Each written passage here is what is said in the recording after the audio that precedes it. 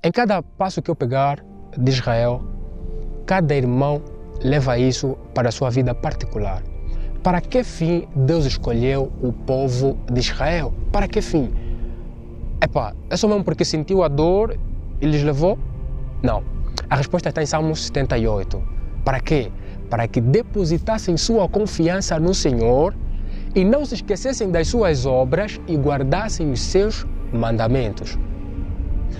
Deus te tirou do mundo, te tirou do Egito, isso é, para você, em toda a tua caminhada, depositar toda a confiança no Senhor, depositar toda a tua vida para o Senhor, não se esquecer das suas obras, que houve alguém que teve que se sacrificar para pagar o preço. Nós nascemos mortos nas nossas ofensas e pecados. Nascemos completamente corruptos, filhos do diabo, filhos do inferno, completamente. Não demos nada a Deus.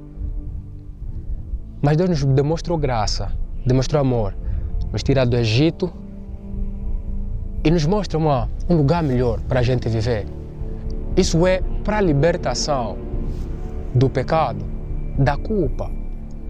Deus assim o fez para que a gente viva guardando os seus mandamentos. Deus fez para o povo de Israel, confiem em mim, não se esqueçam das minhas obras. Vê, o mar, eu abri o mar. Eu fiz o quê? Os soldados de Faraó morreram no mar. Morreram. De tal maneira que vocês viram, não foi algo que vos contaram. De manhã eu vos conduzia pela coluna, ou pela nuvem. E à noite eu vos conduzia pelo fogo, vocês davam conta. Coluna de fogo, eu vi. Mas mesmo assim, as nossas vidas, às vezes, nós adoramos a Deus no verdadeiro momento, ou seja, quando ainda estamos aqui entre irmãos, não há pecado, não há nada, né? Quando chegamos lá completamente no Egito, no momento da oportunidade de pecado, primeiro, você começa a não depositar mais a tua confiança em Deus. Você já não começa mais a depositar a tua confiança em Deus, você começa a se perguntar, normalmente, será que vale a pena?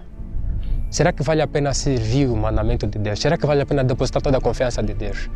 O que Deus diz para o povo de Israel? Para depositarem confiança no Senhor. E simplesmente no Senhor. Para não se esquecerem das suas obras. O sacrifício de Jesus não foi de balde. Não foi em vão. Deve-se reconhecer isso.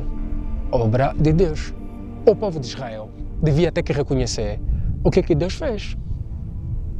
Mas o que fizeram? O que aconteceu?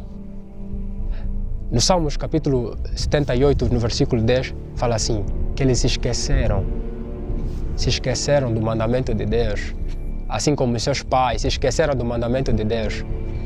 Se esqueceram do mandamento de Deus. Saíram dali. Para a igreja entender, gostaria de ler, né? Salmo 78. Salmo 78, versículo 10. Salmo 78, versículo 10, fala assim: não guardaram o concerto de Deus e recusaram andar na lei. Só para ler o versículo 7, né?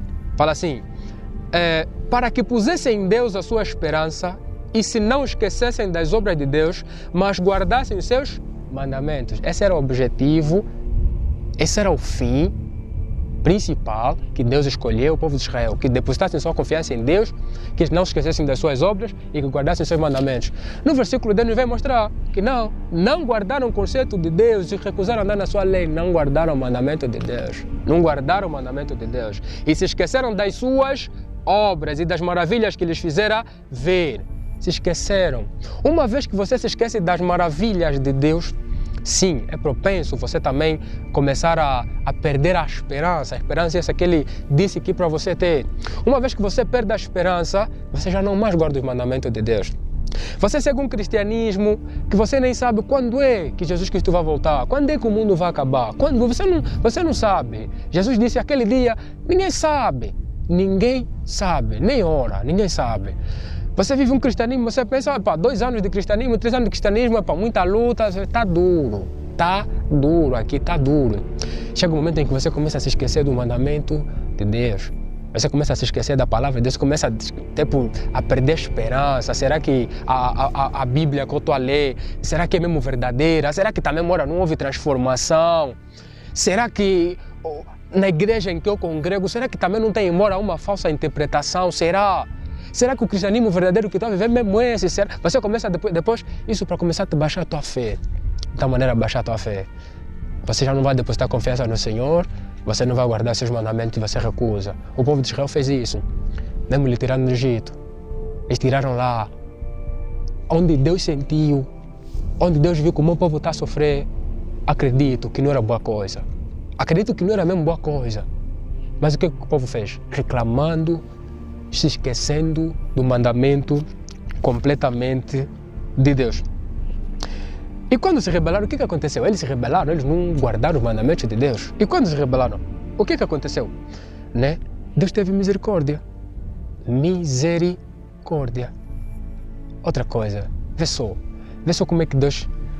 Você se rebelou, você já está a ter dúvida das leis de Deus, você já está a se esquecer das obras de Deus, você já não está a guardar o mandamento de Deus, mas ainda Deus apresenta ali a oportunidade de misericórdia.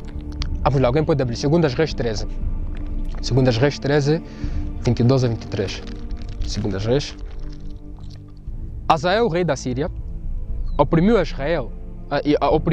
a Israel todos os dias de Joacás. Porém o Senhor teve misericórdia deles e se compadeceu deles e tornou para eles por amor do seu concerto com Abraão, Isaque e Jacó, e não os quis destruir e não os lançou ainda da sua presença. Quanto mais o povo se rebelava, fazia suas próprias coisas, né? Isso que estávamos a dizer ali, demandava um rei para eles perceberem mesmo, para eles aumentar o jugo, Depois do reinado, né, de um certo rei, Deus teve misericórdia deles, de tal maneira que para não vou lhes lançar da minha presença, teve misericórdia, por amor do seu servo Abraão, por amor dos seus servos Isaque e Jacó. Deus teve misericórdia. E misericórdia é essa que Deus apresenta.